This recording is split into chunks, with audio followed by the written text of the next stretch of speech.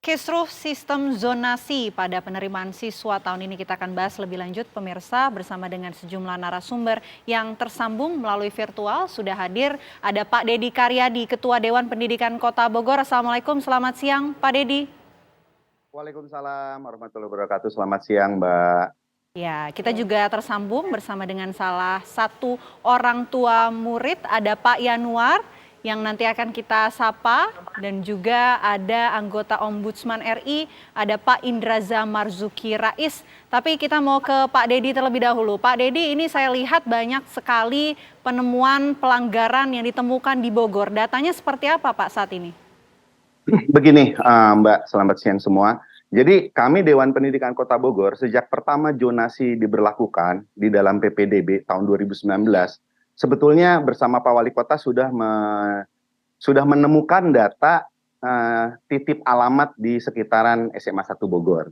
Nah, yang paling mengkhawatirkan sekali adalah setiap tahun jarak terjauhnya itu makin berkurang. Jadi jarak terjauhnya itu makin dekat dengan sekolah. Dalam artian, dalam jarak yang makin dekat itulah siswa tersebut berkumpul. Yang kalau diambil dari kenyataan di lapangan, jumlah rumah dan jumlah usia sekolah masyarakat yang real di daerah tersebut tidak sebesar itu. Contohnya waktu 2019 SMA 1 itu di data kami sekitar 1 kilometer jarak terjauhnya.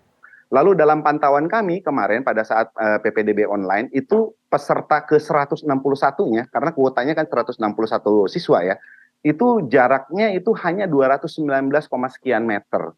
Berarti orang yang rumahnya lebih jauh dari 220 meter itu tidak diterima, Mbak. Nah, dengan temuan yang ditemukan oleh Pak Wali Kota beserta jajarannya, saya rasa ini cukup bukti kepada pemerintah untuk mengkaji ulang sistem zonasi. Paling tidak di beberapa kota yang menghadapi masalah yang sama dengan Kota Bogor. Saya rasa kan ini bertentangan juga dengan semangat kurikulum merdekanya Mas Menteri, di mana siswa itu dicari potensinya untuk diasah potensinya, sementara rekrutmen siswanya justru diambil dari jarak yang terdekat, Mbak. Jadi ini makin tahun makin mengkhawatirkan, Mbak, gitu loh. Bukan hanya di SMA 1. Barusan kami kedatangan orang tua siswa juga di SMA Negeri 5, dia rumahnya 251 meter, itu nggak diterima juga. Padahal dia memang penduduk asli di situ, gitu loh, Mbak. Jadi ini banyak faktor. Jumlah sekolahnya rasionya masih jomplang antara lulusan SD dengan ketersediaan SMP dengan ketersediaan SMA, belum lagi pola sebarannya. Jadi saya rasa belum siap lah di zonasi, Mbak. Data yang kami kumpulkan, jumlah lulusan SD itu totalnya itu ada 16.953. Sementara kuota SMP negeri, jumlah total kursinya yang bisa diisi oleh masyarakat itu hanya 5.536. Itu berarti hanya mencakup 32,6%. Lalu lulusan SMP itu ada di angka 18.510. Sementara kuota SMA dan SMK negeri itu hanya 5.179. Jadi hanya 28% coverage-nya, rasionya. Sementara sekolah negeri itu menjadi harapan utama bagi masyarakat, terutama kalangan menengah ke bawah. Karena apa? Sekolah negeri ini berbiaya murah dan mutunya mereka menganggap mutunya terjamin, ada kepastian tentang mutunya. Jadi saya rasa saat yang tepat pemerintah sekarang ini untuk mengkaji dan mencabut rekrutmen zonasi, dikembalikan saja kepada uji kompetensi. Jadi uji kompetensi sesuai dengan kompetensinya siswa, yang memang nilai akademisnya bagus di tes akademisnya, yang memang punya bakat seni di tes seninya, yang punya bakat di olahraga di tes olahraganya. Nah, Kota Bogor 2019-2020 kalau tidak salah pada saat penerimaan PPDB itu melakukan modifikasi, Mbak. Tidak dengan jarak tapi zona. Jadi zona satunya mendapat skor 100, zona 2-nya 75 dan seterusnya. Tapi ternyata digugat ke Ombudsman. Karena dianggap melanggar aturan gitu loh, Mbak. Jadi ini serba salah nih di lapangan, Mbak, gitu loh. Oke, baik Pak Dedi, kita juga sudah ada kedatangan orang tua murid yang tidak diterima di sekolah negeri. Ada Pak Yanuar sudah bergabung bersama kita. Selamat siang Pak Yanuar.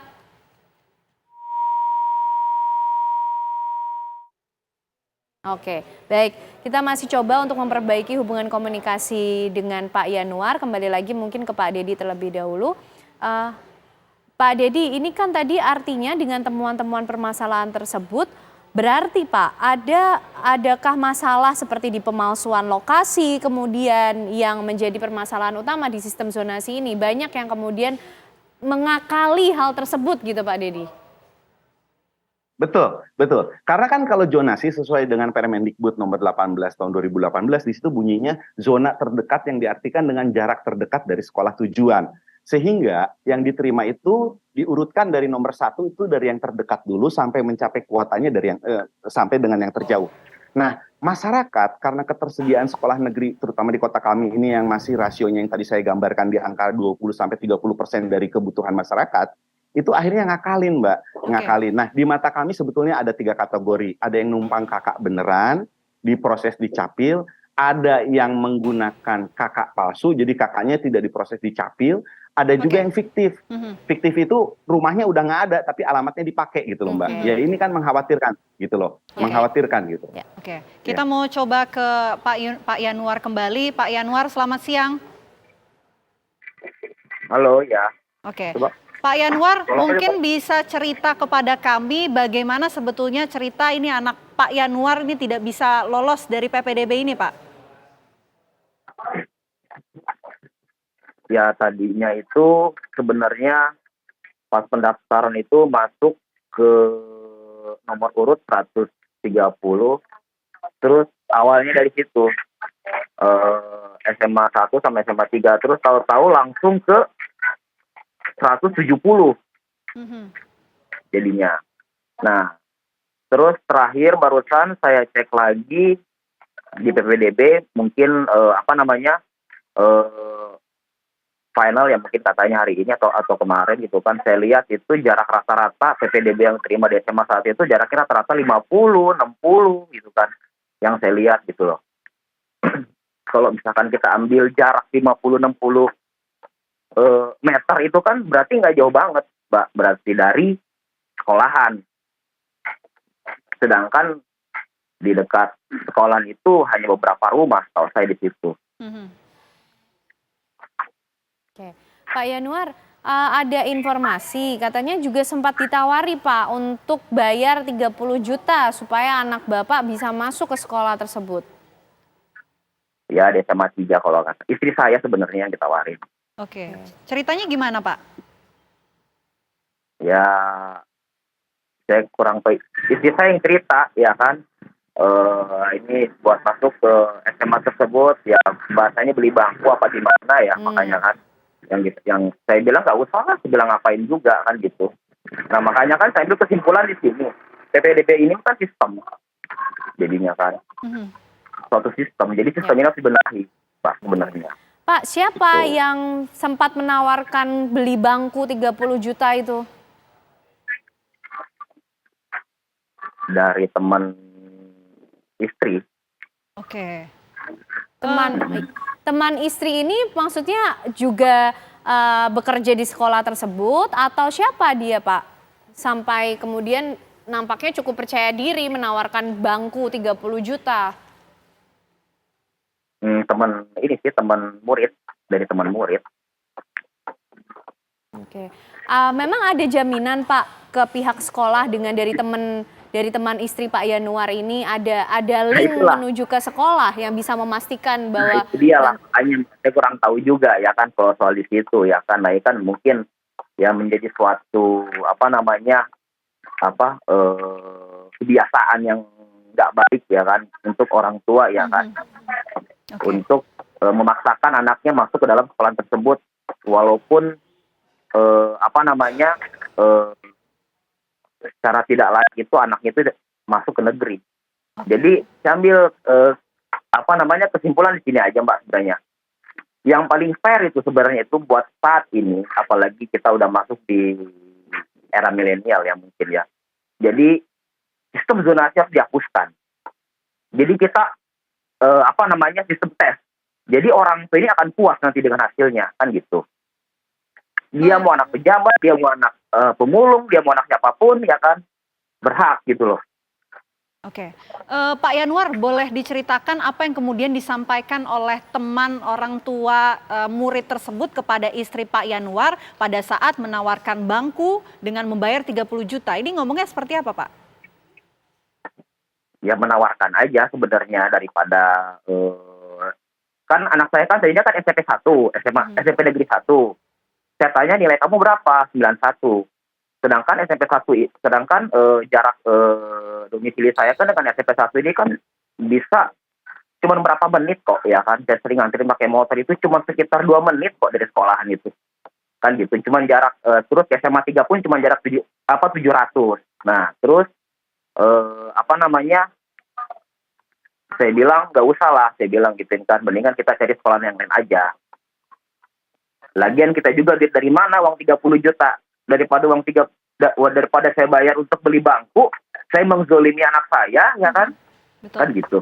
Oke, baik. Saya mau ke Ombudsman Republik Indonesia, ada Pak Indraza Marzuki Rais. Pak Indraza, Ombudsman juga memonitor Pak mengenai indikasi kecurangan-kecurangan yang terjadi dalam PPDB sistem zonasi tersebut dan juga mendapati adanya orang tua murid seperti Pak Yanuar yang mengalami kesulitan seperti itu.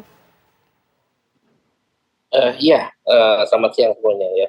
Kalau ditanya, Ombudsman sudah melakukan pemantauan PPDB bukan hanya di Jabodetabek, tapi juga melakukan di seluruh Indonesia. Seperti hari ini saya ada di Kota Makassar untuk melihat pelaksanaannya. Tapi kalau kita berbicara terkait dengan zonasi ini sebetulnya panjang untuk mengurai masalahnya. Yang terlihat sekarang adalah banyak seperti Pak Yanuar ya, di mana anaknya slot yang bisa diharapkan ternyata diambil oleh orang-orang yang mengakali, yang bertanggung jawab menggunakan identitas atau data kependudukan untuk mendapatkan slot untuk bisa masuk ke sekolah negeri. Ini kecurangan dan saya mengapresiasi apa yang disampaikan oleh Wali Kota Bogor, di mana jika ada kecurangan maka pihak-pihak yang terlibat itu akan ditindak, termasuk juga akan mencoret nama anak dari kepesertaan di sekolah tersebut.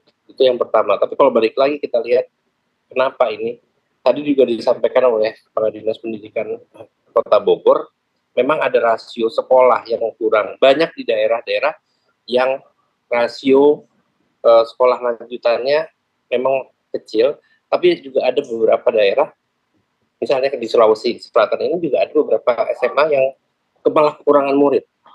Ini masalah terkait dengan masalah demografi ini juga perlu jadi perhatian. Tapi kenapa balik lagi, kenapa harus negeri? Bukan hanya masalah terkait dengan pembiayaan, tadi juga disebutkan masalah adalah ada kepastian masalah standar atau mutu pendidikan. Jadi sebenarnya PR yang terbesar di dunia pendidikan Indonesia adalah bagaimana kita meratakan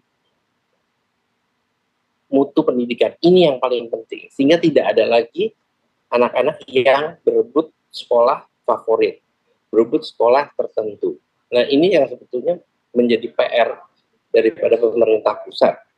Lalu di pemerintah daerah sebetulnya adalah ketika terjadi begini, apa yang bisa dilakukan? Apakah misalnya membangun sekolah baru? Sebenarnya kalau hitung-hitungan kami sebetulnya kalau kurang lebih untuk membangun satu kelas baru itu kurang lebih antara 300 sampai 400 juta. Saya pikir juga seharusnya sih pemerintah baik pusat dan daerah bisa membangun lagi kalau memang terjadi kekurangan. Nah, tapi balik lagi, ini intinya sebenarnya adalah bagaimana masyarakat mendapatkan standar dan mutu pendidikan yang merata. Ini yang paling penting sebetulnya kita dorong di ujung akhir. Oke, baik, kita masih ingin melanjutkan perbincangan kita mengenai kisru sistem zonasi penerimaan siswa, pemirsa. Tapi apa kabar Indonesia Siang harus jeda terlebih dahulu. Kami akan kembali sesaat lagi. Bermasalah. Ya, baik, kita lanjutkan perbincangan kita pemirsa mengenai kisruh sistem penerimaan siswa dari PPDB ini. Kita akan kembali berbincang dengan Pak Yanuar. Pak Yanuar, lalu dengan adanya fakta ini, peristiwa ini, apakah Pak Yanuar dan juga mungkin orang tua murid lain yang juga tidak diterima di sekolah negeri karena adanya kesalahan ataupun dugaan pelanggaran yang terjadi sempat membuat laporan, Pak, sempat mengadukan mengenai hal ini?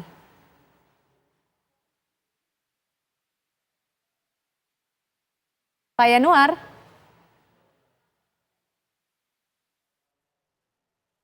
Baik, Saya mau ke Pak Indraza terlebih dahulu kalau begitu. Pak Indraza, bagaimana juga dengan temuan-temuan pelanggaran seperti adanya pemalsuan data, kemudian memasukkan data siswa tersebut menuju ke kakak yang lainnya. Ini kan juga satu tindakan kejahatan ya Pak, bisa kita bilang, yang juga sangat mempengaruhi kemudian bagaimana murid-murid ini nanti mendapatkan akses pada pendidikan begitu.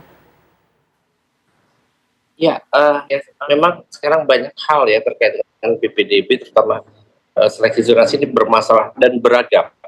Saat ini Ombudsman masih juga mengumpulkan di seluruh Indonesia, tapi untuk kasus yang di Bogor ini saya juga mengatakan bahwa harus segera dilakukan tindakan untuk memperbaiki ini.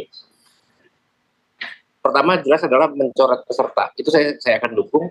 Yang kedua mungkin akan coba diundur sedikit waktu untuk mulai hari pertama adalah di mana ini diperbaiki semua secara administrasi untuk zonasi. Ini yang mungkin bisa juga dilakukan karena dalam 1-2 hari pasti nanti akan ada aduan baru lagi. Sedangkan kita tahu PPDB di seluruh Indonesia tidak serentak. Maka kalau kita bilang case by case ini kayaknya seperti pemadam kebakaran gitu, tapi tidak memperbaiki secara sistem secara keseluruhan. Tapi balik lagi kalau dengan kecurangan ini, saya berharap juga ada sanksi yang tegas yang bisa dilakukan oleh baik dinas ataupun kepala daerah tersebut. Oke, saya mau ke Pak Dedi. Pak Dedi, tadi Anda sudah menyampaikan kritik mengenai adanya sistem zonasi ini dan berharap bahwa sistem ini bisa kembali ke sistem awal, yakni sistem prestasi. Apa kemudian yang Anda lihat selain adanya praktik manipulasi jual beli kursi, kemudian adanya manipulasi domisili dan lain-lain yang nampaknya ini juga cukup serius dalam hal sistem zonasi ini, Pak Dedi? Ya, makasih Mbak. Yang patut kita pikirkan juga sebetulnya adalah mental anak-anak kita ya, mental para siswa. Mbak bayangkan siswa tersebut sudah belajar, sudah les, dia ngerjain PR sampai tengah malam gitu kan. Tiba-tiba pada saat dia harus melanjutkan ke SMP atau SMA tujuan, semua effort yang dia keluarkan itu tidak diperhitungkan gitu. Oke lah ada jalur prestasi rapot, tapi kan itu hanya sekian persen dari total. Jadi zonasi ini memakan 50%, Mbak. Memakan 50% kuota yang ada. Yang 50% selebihnya itu dibagi-bagi afirmasi. Ada yang untuk jalur orang tidak mampu, ada jalur prestasi seni, ada jalur prestasi olahraga, lalu di situ ada jalur prestasi nilai raport. Nah, sementara dengan jomplangnya ketersediaan sekolah negeri di tingkat lanjutan, baik pertama maupun atas, ini kan bottleneck-nya buat siswa-siswa yang sudah mengeluarkan effort untuk belajar itu jadi percuma gitu. Kan akan lebih adil kalau mereka ini diuji aja kompetensinya gitu. Sehingga pada saat tidak diterima di sekolah tujuan, rasa penasarannya tuh tidak ada. Kalau sekarang kan yang membuat mereka kecewa dan frustasi, mereka tidak diterima itu hanya karena jarak rumahnya dikalahkan oleh jarak rumah yang diindikasikan bukan alamat aslinya. Ini harus dipikirkan juga ke depan. Sementara kita tadi Pak Rizky yang dari Ombudsman juga tadi mengatakan masalah mutu pendidikan kan harus jadi target utama kita di tengah persaingan global yang makin tinggi. Kok kita malah jadi sit back ke belakang? Dan di mata kami Dewan Pendidikan Kota Bogor kayaknya nih pemalsuan alamat untuk masuk ke sekolah dari sejak Republik ini merdeka baru sekarang kejadian, Mbak. Gara-gara sistemnya zonasi dengan menseleksi dari jarak dari rumah ke sekolah tujuan. Dulu kan nggak pernah seperti ini. Jadi kan kita disibukkan oleh hal-hal yang tidak ada kaitannya dengan mutu pendidikan gitu loh. Kalau masalah pemerataan kan masalahnya bukan masalah sistem penerimaannya, tapi memang jumlah sekolah negerinya baik dari sisi jumlah maupun sebarannya belum ideal gitu loh. Tadi saya sudah gambarkan dengan angka-angka gitu. Di Kota Bogor dari sekitar 211 SD negeri itu hanya ditampung lulusannya oleh 20 SMP negeri dan dari 20 SMP negeri ini lulusannya hanya ditampung oleh 10 SMA negeri. Belum lagi kita bicara sebarannya dari 6 kecamatan di Kota Bogor yang ada, Bogor Selatan dengan luas wilayah yang begitu luas, 16 kelurahan dengan jumlah penduduk yang begitu besar, SMA negerinya cuma 1. SMP negerinya 4 tapi tempatnya juga berpencaran gitu, tidak merata. Jadi mau bicara zona gimana gitu, mau menjonasi gimana, sebaran sekolahnya belum ideal, Mbak. Sebaran sekolahnya belum ideal. Jadi lakukan saja sambil pemerintah mempercepat jumlah sekolah agar rasionya baik, seleksi siswanya, beri keadilan bagi anak-anak yang sudah belajar mati-matian. Ini faktor keadilan buat anak-anak. Oke, baik. Ya, kembali ke Pak Yanuar tadi yang sempat terputus komunikasinya. Pak Yanuar sekarang sudah bisa mendengar suara kami? Ya. Ya, oke. Pak Yanuar, dengan adanya fakta ini, kemudian Pak Yanuar mungkin juga ada orang tua murid lain yang juga mengalami hal serupa, anaknya kemudian tidak bisa diterima di sekolah negeri karena adanya dugaan pelanggaran yang terjadi. Sempat Pak melaporkan ataupun juga mengadukan mengenai hal ini, menanyakan juga kepada pihak sekolah atau mungkin pihak-pihak terkait mengenai sistem zonasi yang kemudian diterapkan ini? Kalau saya lihat ini juga di sebelah saya juga beberapa ibu-ibu, karena saya memang banyak area sini juga, di kampung ini juga banyak yang tidak masuk.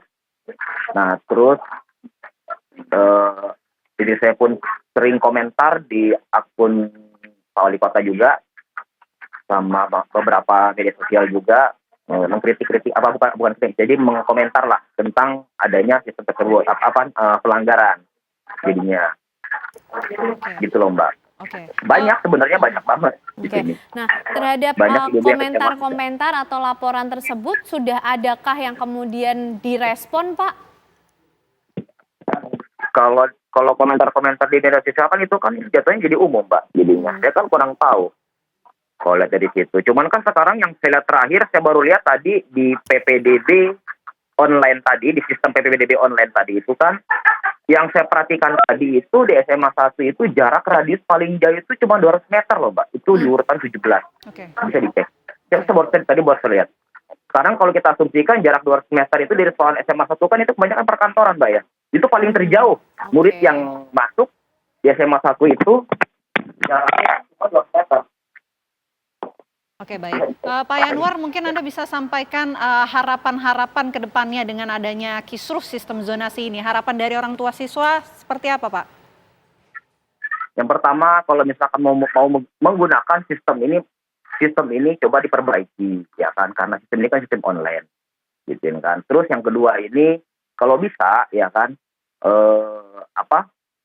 membuatkan uji kompetensi untuk para siswa ini, biar mereka ini merasa puas. Saya lihat ini banyak anak-anak ini yang saya lihat, dia apalagi anak saya ya kan, kadang sering curhat ya kan ke saya gitu kan, aduh nggak masuk kan gitu kan jadinya. Jadi saya udah nge-push dia untuk belajar. Tadi karena anak saya kan basicnya kan SMP 1 seharusnya ya kan. Seharusnya kan ya kalau misalkan nilai di atas 90 seharusnya tinggal pindah aja ke sebelah Mbak kan gitu kan. SMA 1 kan bersebelahan sekolah SMP 1 sama SMA 1. Jadi nggak jauh, sebelahan di sekolahnya. Kan gitu. Oke, baik, terima kasih Pak Yanuar. Terima kasih telah memberikan cerita di Apa Kabar Indonesia siang hari ini. Juga sebelumnya terima kasih kepada Ombudsman RI Pak Indra Zamarzuki Rais, dan ada Pak Dede juga dari Ketua Dewan Pendidikan Bogor. Terima kasih Pak atas waktunya. Selamat siang. Assalamualaikum warahmatullahi wabarakatuh.